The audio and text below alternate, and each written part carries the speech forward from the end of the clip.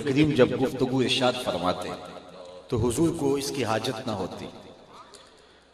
1,44,000 का मजमा था हज्जतुल विदा के मौका पर जो हुजूर के सामने था, और जब हुजूर गुफ्तगू की जो सबसे करीब बैठा था उसको भी ऐसे ही आवाज पहुंच रही थी, और जो वादी के आखिरी किनारे पर बैठा था खड़ा था उसको भी ऐसे ही आवाज पहुंच रही थी।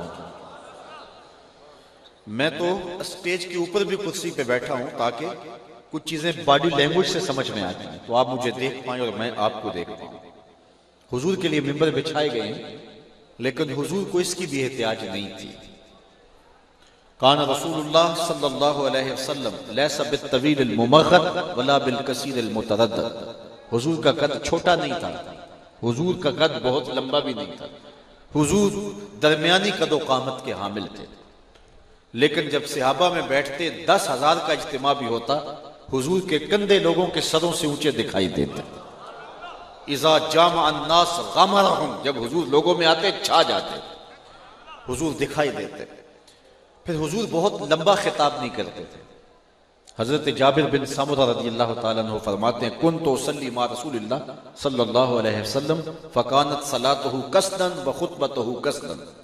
मैं हुजूर के पीछे नमाज पढ़ता था, हुजूर बहुत लंबा खिताब भी नहीं करते थे, बहुत लंबी नमाज भी नहीं पढ़ाया करते थे। और फिर जामे इतना होता हुजूर का खिताब कि मुख्तसर खिताब इतनी जामियत का हामिल होता कि लहू खुर्शीद का टपके अगर जर्रे का जिगर चीरे। तारीख फरिश्ता में वाकया मौजूद है कि सुल्तान महमूद गज़नवी के दिल में यह गुमान था कि अल-उलमा वरसतुल अंबिया, उलमा नबियों के वारिस होते हैं। क्या ये हदीस सही है या उलमा ने अपनी मदह के लिए खुद घड़ ली? इस हदीस के मतन पे उसे यकीन नहीं आता था।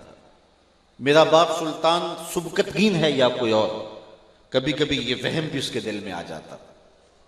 कयामत कायम होगी या कि नहीं, ये वसवसा भी दिल पे दस्तक देता। एक दिन सुल्तान घर से निकला, खादिम सोने का शमादान लिए आगे आगे चल रहा था, तो बादशाह ने देखा कि एक मदरसा है जिसकी छोटी छोटी 4 दीवारी है, वहां तालिब इल्म बैठ के सबक याद कर रहे हैं। मदरसे के लालटेन में तेल नहीं है, और जब बच्चे सबक भूलते हैं किताब उठा के करीब एक हिंदू बनिए की दुकान पर जलते हुए गैस की रोशनी में अपना सबक देखते हैं, दोहराते हैं, फिर आके बैठ जाते हैं, भूलते हैं तो फिर जाते हैं। इल्म दीन के लिए पहली मर्तबा बादशाह ने यह तड़प देखी थी। करीब आया तो दिल पसीज गया, उसने सोने का शमादान तालिब इल्म को दे दिया। तालिब इल्म राजी हुआ, अल्लाह के रसूल भी राजी हो गए।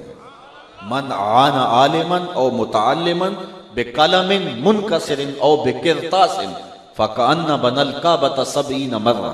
जिसने किसी तालिब इल्म की मदद की कागज का टुकड़ा देकर या टूटा हुआ कलम ही देकर, वो ऐसे है जिस तरह अल्लाह के घर काबे की 70 बार तामीर की।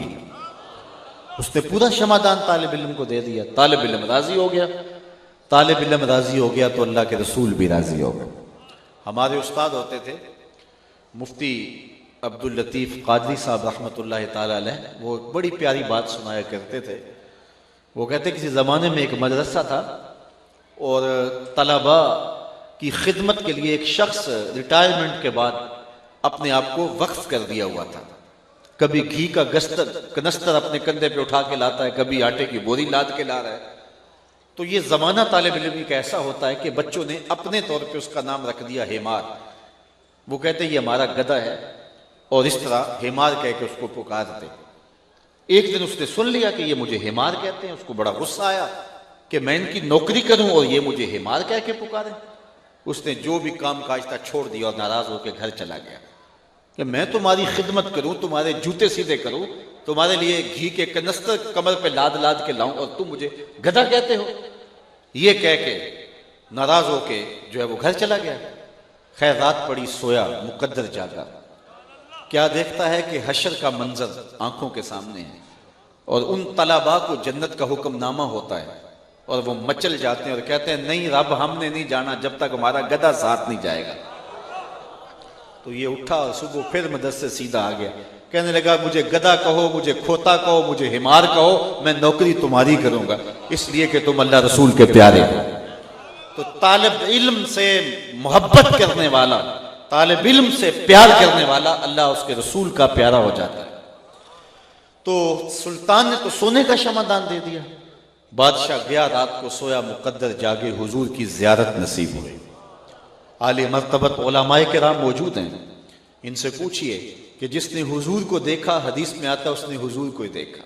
मन रानी फिल मनाम फ़क़द रानी फ़इन्न शैतान ला यतमस्सलु बी। शैतान ख्वाब के अंदर आकर भी मेरी मिस्र होने का दावा नहीं कर सकता। जो जागते हुए ये दावा करे वो तो शैतान का भी बाबा लगा। ये तो हिम्मत शैतान में भी नहीं है कि वो हुजूर की मिस्र होने का दावा करे। फरमाया जिसने मुझे देखा उसने मुझे ही देखा। दूसरी बात, हुजूर जिसके ख्वाब में आए कस्द, इरादे और मर्जी से आए। मैं आपके ख्वाब में हूं, आप मेरे ख्वाब में आए, मुझे आपको इल्म नहीं होगा। ये मजलिस सजी है, थोड़ी देर के बाद इख्तिताम पजीर हो जाएगी। मैं अपने घर पलट जाऊंगा, आप अपने घरों को लौट जाएंगे। ये मंजर दोबारा आंखों के सामने जाग पड़े और आप मुझे गुफ्तगू करता हुआ ख्वाब में देखें तो मुझे फोन करें, तो मुझे पता होगा कि मैं आपके ख्वाब में गया हूं, या मैं आपको देखूं तो आपको इल्म होगा हम उसके ख्वाब में गए। लेकिन रसूल करीम जिसके ख्वाब में जाएं कस्द, इरादे और मर्जी से जाते हैं। तीसरी बात, ख्वाब में किसी से कुछ वसूल करें या किसी को कुछ दें तो वो महज ख्वाब होता है। भूख में तड़पते हुए सो गए, रात ख्वाब में 5 स्टार होटल से खाना खाया, सुबह नाश्ते की जरूरत होगी या नहीं होगी? चूंकि ख्वाब है ना, किसी का कर्ज, आपने किसी से कर्ज लेना था, उसने ख्वाब में आपको लुटा दिया, सुबह उठ के खाते से काट देंगे? कभी नहीं काटेंगे, क्योंकि ख्वाब महज ख्वाब होता है। 100 बार मेरे हाथों में तेरा दामन आया, जब आंख खुली तो अपना ही गिरेबां था। कुछ नहीं होता, ख्वाब महज ख्वाब होता है। लेकिन अगर ख्वाब में किसी को मेरे रसूल कुछ अता कर दे तो ये इमाम बुसीरी से पूछो। रात चादर मिलती है, सुबह उठते हैं कंधों पे मौजूद होती है। हुजूर अगर अता करते हैं तो हकीकत में अता करते हैं। इमाम सखावी ने अल-कौल बदी में लिखा है, एक शख्स हुजूर के रोजे पे खड़ा है और क्या कहता है, आना ज़ैफ़ो का, मैं आपका मेहमान हूं और आपके होते किसी और दर पे तो नहीं जाना। आका जी मैं तेरा हो के खैर मंगा दर दरदा, मरियल कुत्ता क्यों अखवामा एडे बख्ता वरदा।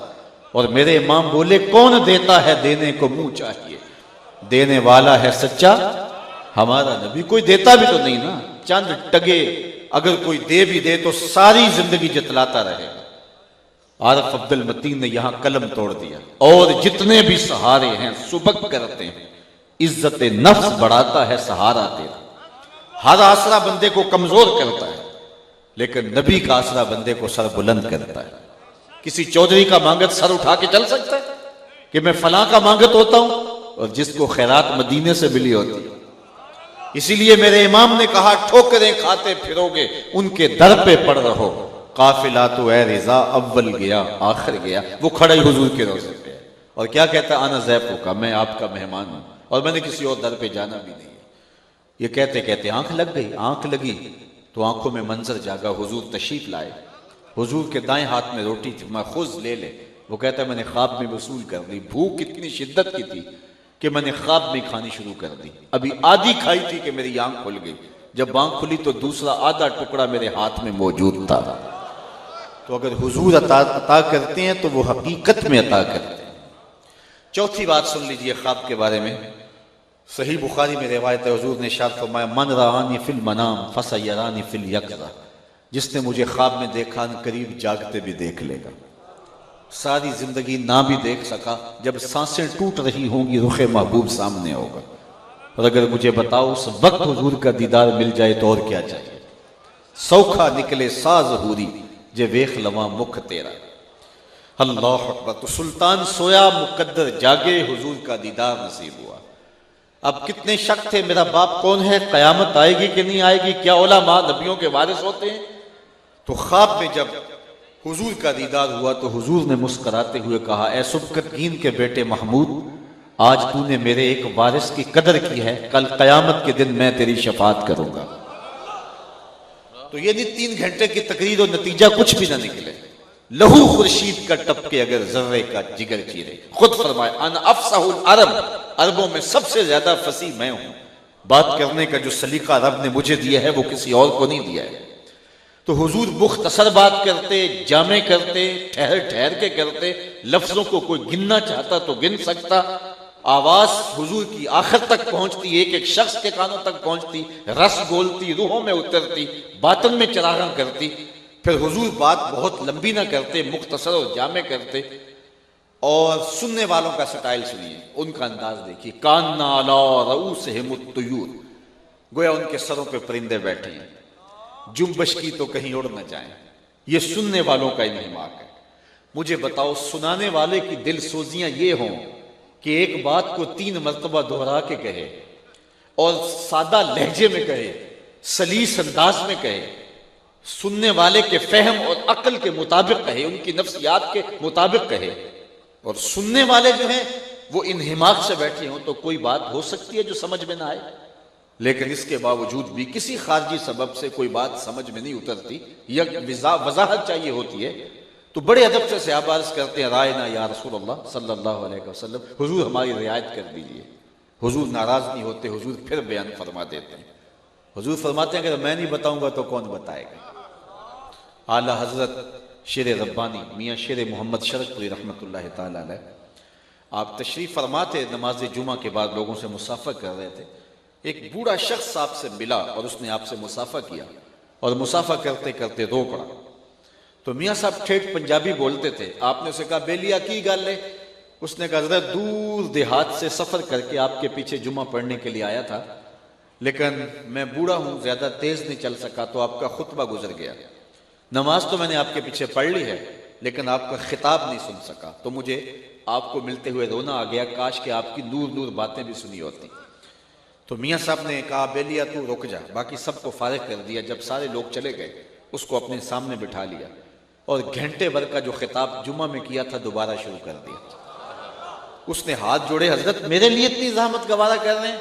तो मियाँ साहब ठेठ पंजाबी लहजे में फरमान लगे, बेलिया जिस रब वास्ते उन्होंने सुनाया सी, उस रब वास्ते तेनू पे सुना रहे। तो अगर कोई शख्स दोबारा हुजूर से पूछता तो हुजूर नाराज ना होते, हुजूर फिर इरशाद फरमा देते। अब मक्के में या बंदा पक्का मोमिन होता था या पक्का काफिर होता था, मुनाफिक मक्के में नहीं था। जब हुजूर मदीना तशरीफ ले आए तो इस्लाम फला फूला और फैला और समरात नसीब होने लगे। तो कुछ बदखसलत हैं, वो इस्लाम का लिबादा ओढ़ करके मुसलमानों के सफ़ों में आ घुसे और यहूदी भी आ बैठते थे। तो जब हुजूर अलैहिस्सलाम गुफ्तगू करते, किसी चीज़ की वजाहत चाहिए होती, सहाबा अदब से रायना अर्ज करते, तो बदखसलत यहूदी खड़े होकर के रायना को थोड़ा सा जुबान को बल दे करके, इसको बिगाड़ के इसको बोलते और इहानत कर जाते। हज़रत साद बिन मुआज़ रज़ियल्लाहु ताला अन्हु लुगत यहूद से वाकिफ़ थे। जब उन्हें पता चला तो वो यहूदियों के पास गए, कहा, आज के बाद अगर तुमने मेरे हुजूर के लिए ये लफ्ज़ बोला तो तुम्हारी गर्दन काट दूंगा। उन्होंने कहा कि ये लफ्ज़ तुम भी तो बोलते हो। तो वो परेशान हो गए और दिल में ये आरजू की कि मैं हुजूर की खिदमत में हाजिर हूँ और अर्ज करूँ कि या रसूलल्लाह, अहले ईमान को मना कर दें कि वो रायना ना कहें, किसी और लफ्ज़ से मुखातबा कर लें, चूंकि इस लफ्ज़ की आड़ में खड़े होकर कुछ बदखसलत आपकी तौहीन कर जाते हैं। तो वो इस गरज से हुजूर की खिदमत में हाजिर हुए, कबल इससे कि वो पहुंच के अर्ज करते जिब्रील पहले हाजिर हो गए थे और ये आयत करीमा उतर चुकी थी, ए ईमान वालों, आज के बाद मेरे नबी अलैहिस्सलाम के लिए रायना का लफ्ज नहीं बोलना। तुम बोलते हो तो तुम्हारे लहजे से अदब टपक रहा होता है, तुम्हारा रवा रवा हुब्बे रसूल से सरशार होता है और तुम वो गलत माना जहन के किसी गोशे में भी मलहूज नहीं रखते हो और ना तुम्हें उस माने की तरफ कोई तवज्जो और इल्तिफात होता है। तुम पूरे अदब के सांचे में ढल करके, पूरी अकीदत के सांचे में ढल करके हुजूर से मुखातबत कर रहे होते हो, लेकिन ये लफ्ज वो है जिसके पहलू में खड़े होकर कुछ बदखसलत मेरे नबी की तौहीन कर जाते हैं।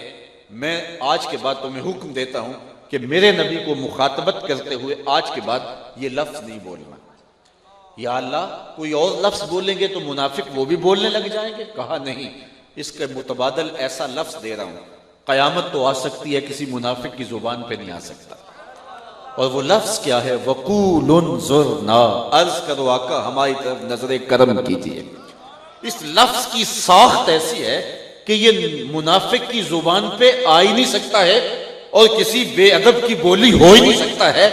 तो इसको हमेशा बाअदब लोग बोलेंगे तो आज के बाद तुमने मेरे नबी के लिए रायना से मुखातबा नहीं करना, मेरे नबी से कुछ अर्ज करना है तो उनजुरना से अर्ज करना है।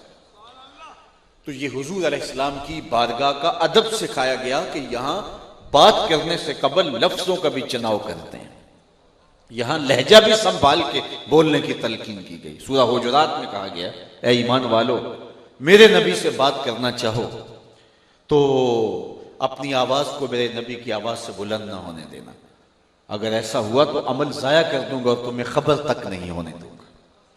कितनी हसास बारगाह है कि लहजा भी बुलंद हो गया तो पल्ले कुछ नहीं रहेगा, जिंदगी की कमाई लुट जाएगी। सरफ हिम्मत बसूए शेख व अमसाल अज़्म व ज़मीन गो बजनाब रिसालत माब बचंदी बदतर अज इस्तिगरा के गाँव खरे खुदस्त। इस तरह की बदतरीन बोलियां बोलना तो बड़ी दूर की बात है, ये इतनी हसास बारगाह है कि लहजा भी ऊंचा हो गया तो पल्ले कुछ नहीं छोड़ूंगा। ले सांस भी आहिस्ता के दरबार नबी, ये हुजूर की चौखट है। इमाम मालिक रज़ी अल्लाह तआला अन्हु ने 40 साल तक हुजूर के रोज़ा अनवर के पास बैठ के दर्स हदीस दिया है, और 40 साल में एक बार भी ऐसा नहीं हुआ कि किताब का वर्क पलटने की आवाज भी पैदा होने दी हो। इज्जत बुखारी का शेर है, अल्लामा इकबाल ने अपने कलाम में दर्ज किया, अदब गाहेज ज़ेरे आसमां अज अर्श नाजुकता नफस गुम करदा मी आयत जुनैद व बायज़ीदी। यहां तो जुनैद बगदादी और बायज़ीद बुस्तामी जैसे लोग आए, वो भी सांसों को रोक के आते हैं। यहां तो अहले मोहब्बत सांसों का शोर भी मुनासिब नहीं समझते। एक बुजुर्ग थे बहुत बड़े, सारी जिंदगी मदीना तो रसूल में हाजिरी के लिए तड़पते रहे। जो ही किसी ने शहरे दूर की बातें छेड़ दी तो आंखें छम छम आंसू का खिराज देने लगी। खैर बुढ़ापे में अल्लाह ने जाना नसीब कर दिया। शागिर्द भी हमरा थे।